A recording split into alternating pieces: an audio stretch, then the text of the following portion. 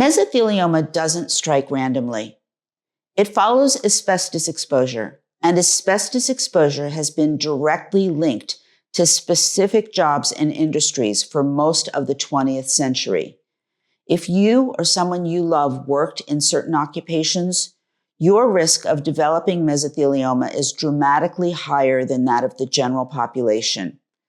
Today, I want to tell you which jobs carry the highest risk, why those occupations were so heavily contaminated with asbestos, and what people in those industries need to know right now. I'm Terry Oppenheimer. I've been writing about mesothelioma and asbestos for the website mesothelioma.net for over a decade. Understanding high-risk occupations is critical for early detection and knowing your legal rights. Now, before I get into specific occupations, and it's a long list, let me explain why certain jobs were so dangerous. Asbestos was widely used in industrial applications from roughly the 1930s through the 1970s because it's an extraordinary material. It's fire-resistant, heat-resistant, chemically resistant, and incredibly durable. Industries that dealt with any of those factors, high temperature, heat, fire, they all relied on asbestos. The exposure occurs when the materials containing asbestos are disturbed. Whether they're cut, drilled, sanded, installed, or removed, those types of activities released the fibers into the air, and workers inhaled them without knowing the danger. In many workplaces, there was no ventilation, no protective equipment, and no warnings. Now, before I go to the list, I want to take a break and ask you a quick favor. If you're finding these videos that I'm making helpful, please hit the like and subscribe buttons below. It makes it easier for other people who need this information to find us. Also, if you have questions or a topic you'd like to see addressed in a future video, send me a note in the comment section. And make sure that you watch until the end, because I'm going to give you valuable information on where to find resources that will make a real difference for you. Now, let's get through the highest risk occupations.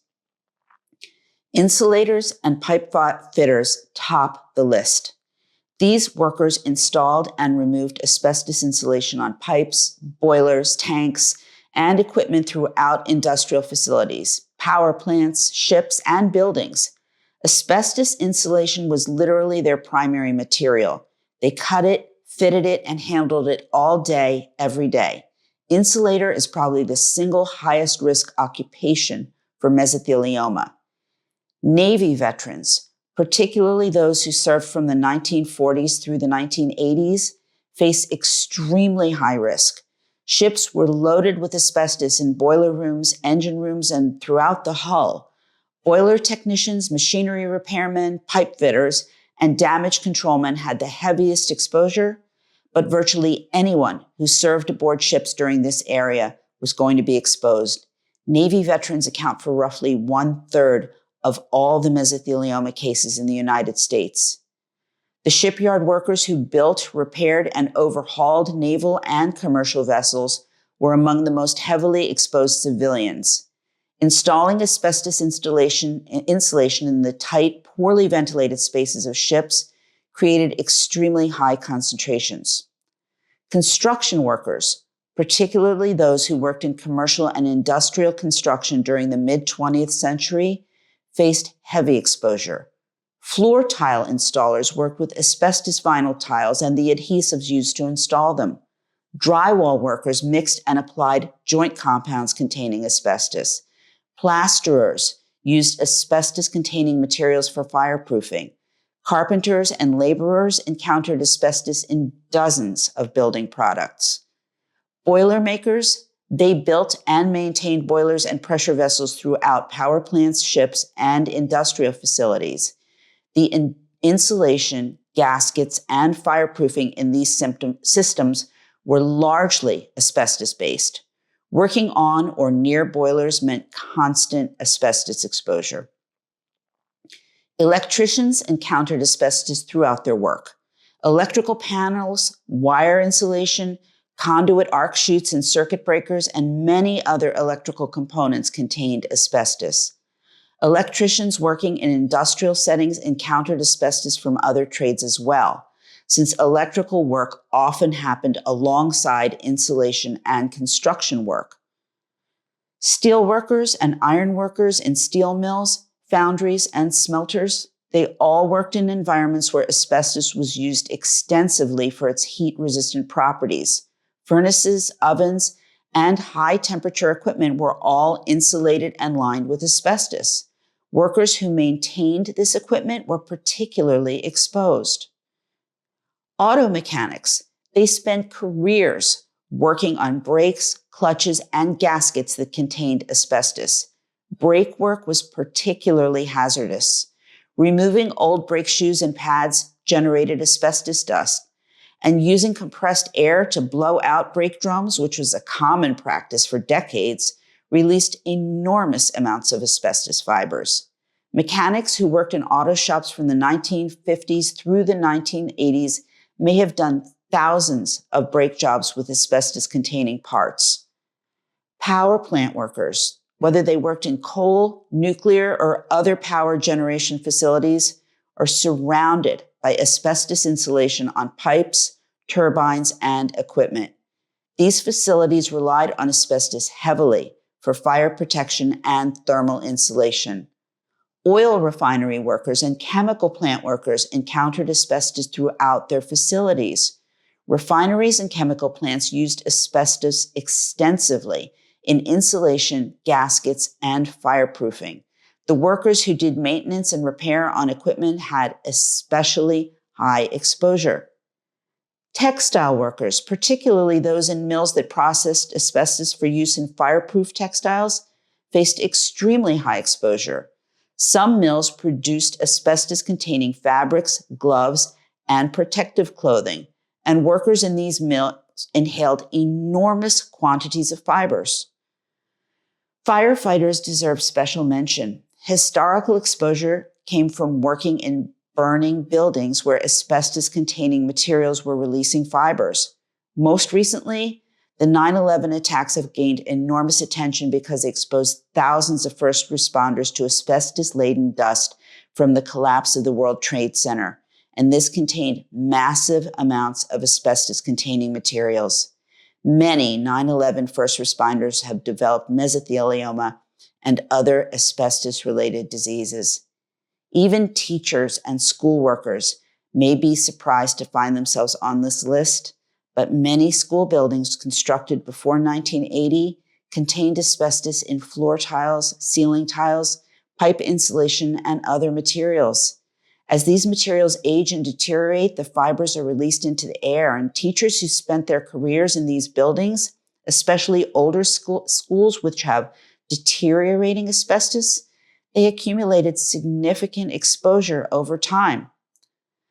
Plumbers, they worked with asbestos-containing pipe insulation and cement throughout their careers. Cutting, fitting, and removing these materials generated significant fiber release. Many plumbers worked in industrial and commercial settings alongside insulators, multiplying their exposure.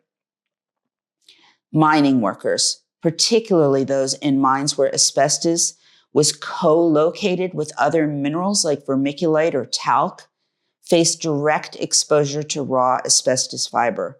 The notorious Libby, Montana vermiculite mine, which contaminated an entire town with tremolite asbestos, exposed miners to extraordinarily high levels. Like I said, the list is long and the outcomes have been tragic. So what should people who worked in these high-risk occupations do today? Even if you're feeling fine, you should document your work history in detail. Record every employer, job site, and occupation going back through your entire career. Note specifically if you remember working with or around insulation, fireproofing, gaskets, floor tiles, or other materials that may have contained asbestos. Second, share this exposure history with your doctor and make sure it's in your medical record. Any physician treating you should know about your occupational asbestos exposure. Third, Be vigilant about symptoms. If you develop progressive shortness of breath, persistent dry cough, or unexplained chest or abdominal pain, see your doctor immediately and make sure they know about your exposure history. Fourth, discuss appropriate monitoring with your doctor. Depending on the extent of your exposure, periodic CT scans might be reasonable to detect any early changes before symptoms developed. Fifth, make sure you understand your legal rights. If you were exposed to asbestos at work and you develop mesothelioma or another asbestos-related disease, there's a good chance that you have legal claims against the manufacturers of the asbestos products you used. The jobs with the highest mesothelioma risk are those that involved regular contact with asbestos-containing materials. Insulators, Navy veterans, shipyard workers, construction trades, boiler makers, electricians, steel workers, auto mechanics, power plant workers, and many others. If you worked in any of these occupations, document your history, inform your doctors, watch for symptoms, and know your legal rights. Visit mesothelioma.net for a free guide and more information about high-risk occupations and mesothelioma. Or you can call 1-800-692-8608 or use the live chat feature on our website to speak right away to one of our patient advocates. As for me, remember to post your questions below, and I'll see you next time.